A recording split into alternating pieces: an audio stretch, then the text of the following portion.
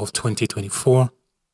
And my Lord, my Lady, we filed an application in the Court of Appeal to arrest the delivery of this judgment.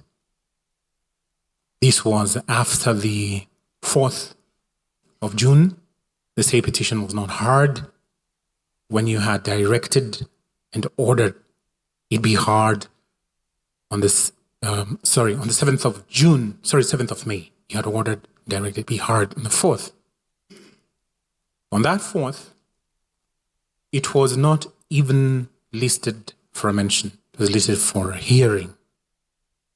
Because your initial direction was that that petition should be heard as a standalone petition, so that then the decision that will be made in the consolidated petition, together with that, would now be the judgment of the court, because the Honorable Chief Justice had appointed your lordships and my lady as the bench in that petition and as a bench in this petition. Now, when on the 4th of June, the said hearing aborted, we filed an urgent application before the Court of Appeal. CO application number 291, E291 of 2026.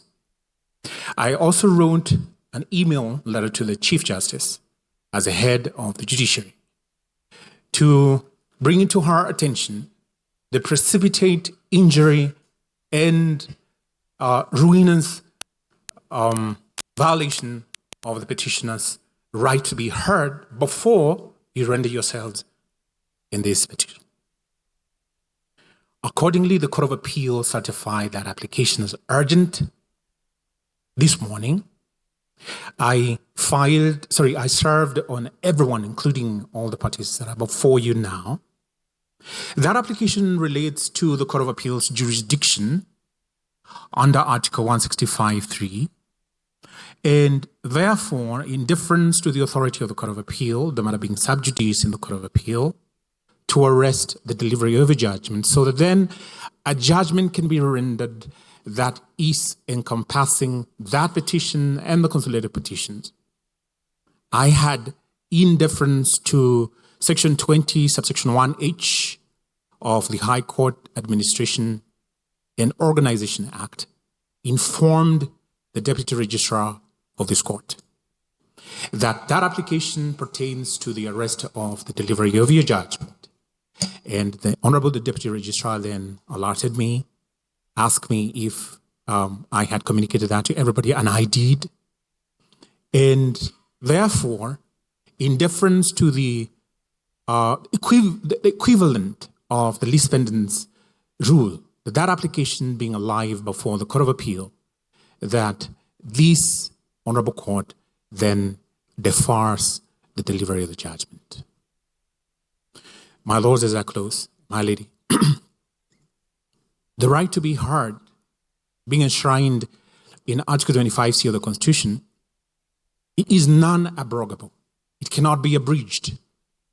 But if this judgment is rendered, and peradventure, you find, as indeed you would find, that in petition E586 of 2024, that there was no impeachment, the constitutional threshold was never met, and then you grant that petition, you nullify the impeachment, you render the decision according to the pleas of the petitioner in the amended petition, then your lordships and my lady, if peradventure you were to dismiss the petitions, hearing, it would be very embarrassing.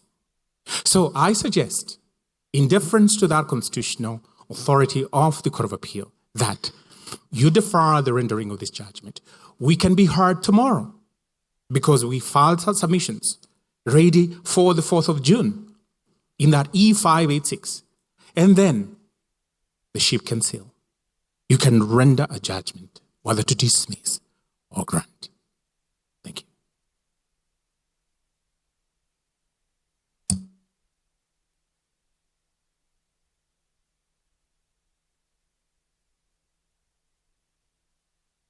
Do you have an